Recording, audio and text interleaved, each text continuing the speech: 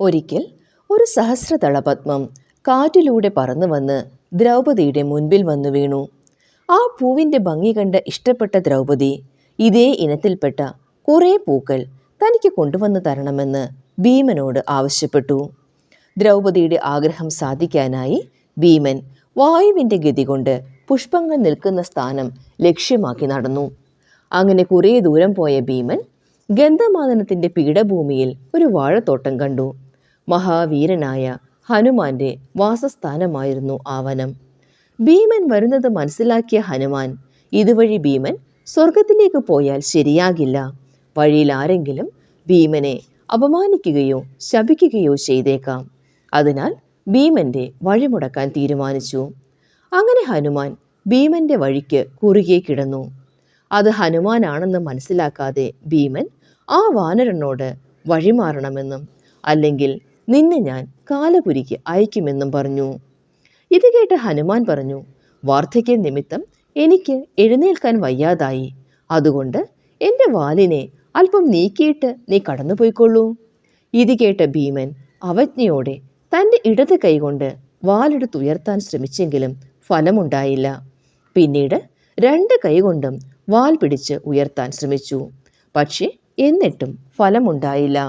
നാണിച്ചു പോയ ഭീമൻ കൈകൂപ്പി തൊഴുതുകൊണ്ട് മാപ്പപേക്ഷിച്ചു. എന്നിട്ട് താങ്കൾ ആരാണ് എന്ന് ചോദിച്ചു. ഇത് കേട്ട് അദ്ദേഹം താൻ ഹനുമാനാണെന്ന് പറഞ്ഞു. അയോധ്യയിൽ വെച്ച് ശ്രീരാമ പട്ടാഭിഷേകം കഴിഞ്ഞ വേളയിൽ ഞാൻ ഭഗവാനോട് ഒരു വരം ആവശ്യപ്പെട്ടു. ഭൂമിയിൽ രാമകഥ പ്രചരിക്കുന്നിടത്തോളം കാലം എനിക്ക് ആയുസ് കിട്ടണമെന്നും ആയിരുന്നു ആ വരം.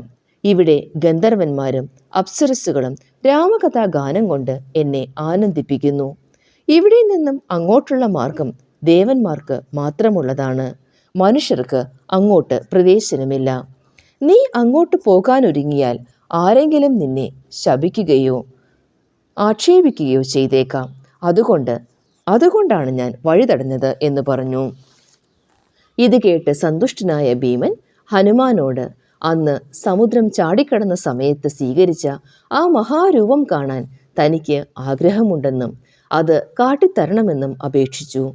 അപ്പോൾ ഹനുമാൻ പറഞ്ഞു, ആ രൂപം നിനക്കോ മറ്റാർക്കെങ്കിലുമോ കാണാൻ കഴിയുകയില്ല, കാരണം ആ കാലം തന്നെ മാറിപ്പോയില്ലേ.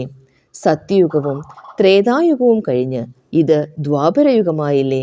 കാലം ക്ഷയോന്മുഖമാണ്.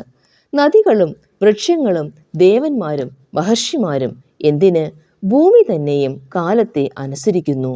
ഓരോ യുഗവും മാറുന്നതനുസരിച്ച് ആർക്കും പെരുമാറാൻ കഴിയൂ. അതുകൊണ്ട് ആ രൂപം കാണാനുള്ള ആഗ്രഹം നീ ഉപേക്ഷിക്കണം എന്ന് പറഞ്ഞു. എന്നാൽ ഭീമൻ തനിക്ക് ആ പൂർവ്വരൂപം കാണണമെന്ന് വാശി പിടിച്ചു. ഒടുവിൽ ഹനുമാൻ ആ മഹാരൂപം ഭീമന് കാട്ടിക്കൊടുത്തു.